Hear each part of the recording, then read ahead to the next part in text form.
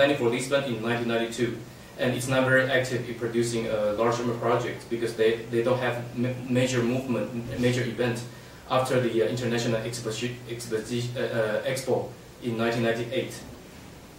And Barcelona has a long planning tradition of urbanism in terms of physical design. Especially Barcelona has a good history using this kind of large physical improvement to solve a large scale of physical improvement to solve some social problems.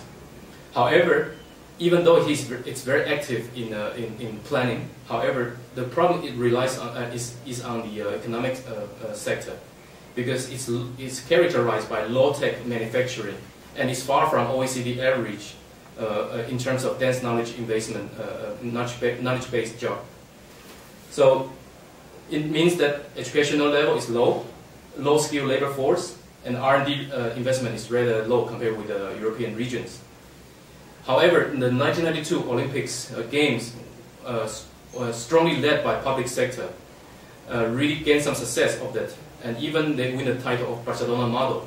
Means how to manipulate, how to negotiate with when you have a very strong public sector to negotiate or demand on the private sector and talk with the local community. These three parties are remain important in the Barcelona Olympic development, and that's why they win the name of Olympic Barcelona model.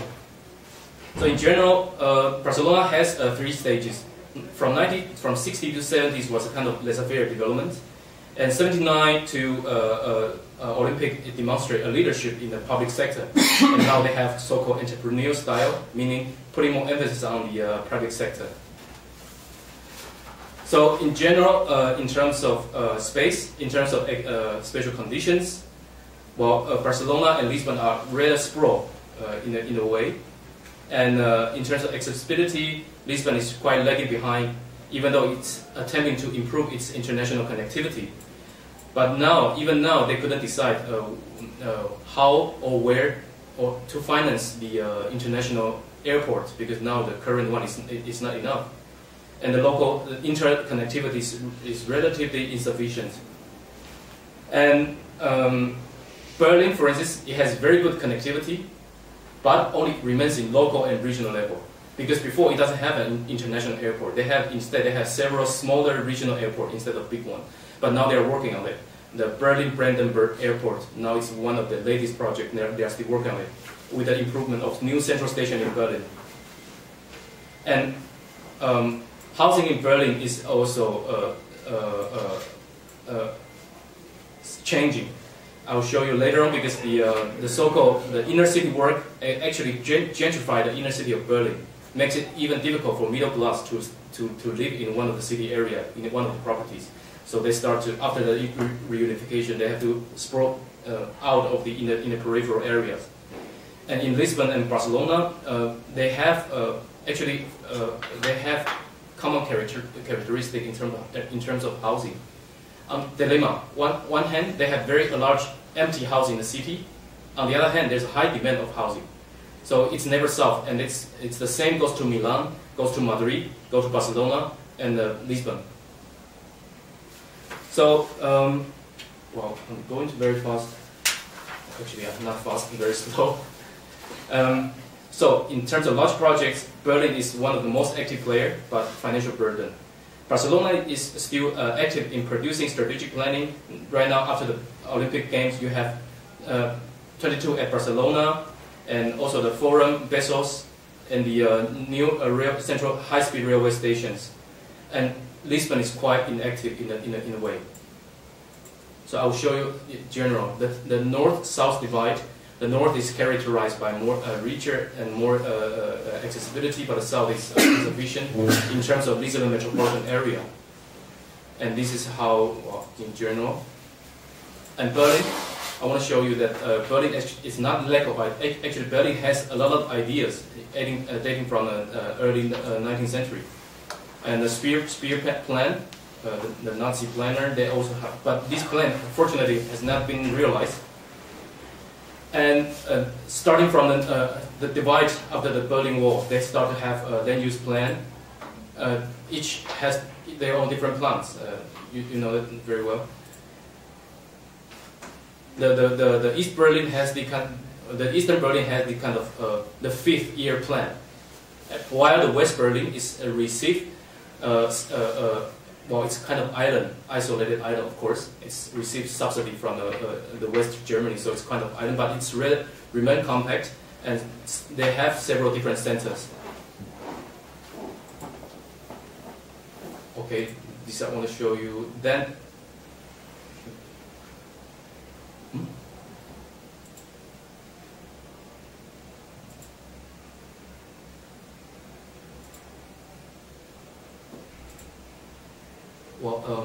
this one maybe.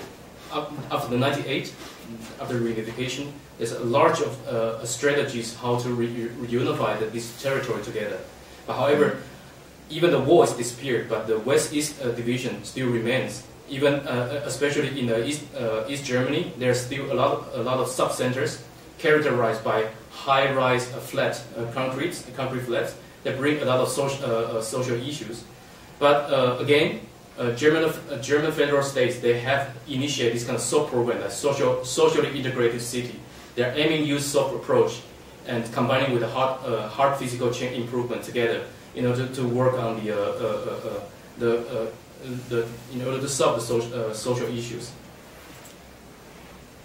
This is the general. Okay, this was I was saying the Berlin city center plan, the work plan, the inner city plan work.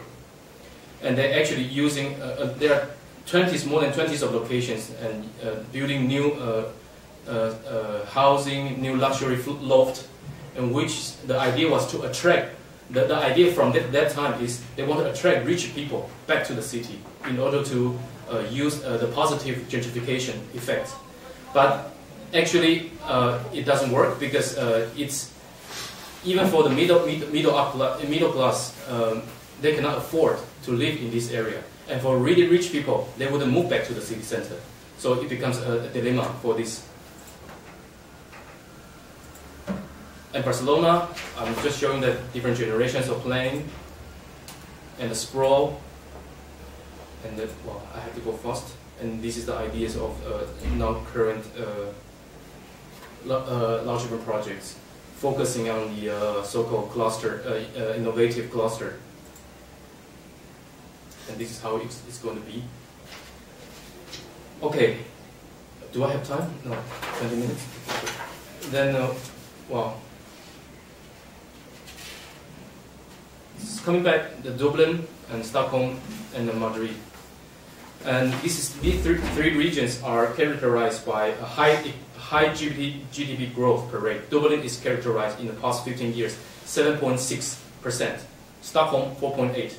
Madrid, 4.3%.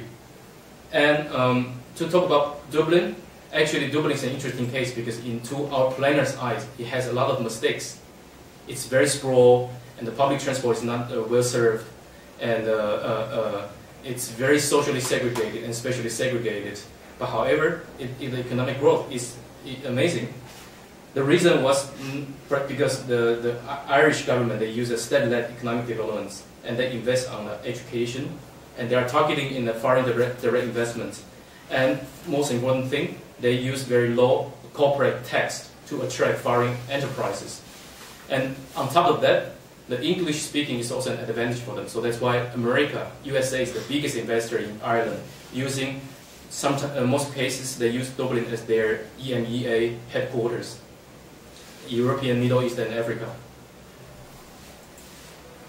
So, and again, Dublin was considered rather poor in 20 years ago. It's one of the poorest cities, but now it's among the richest, one of the wealthiest. Because why? Because the EU funding do a lot of job for them. Even finished the ring road. The ring road was not finished before 2004 or 5, and it was subsidized by EU.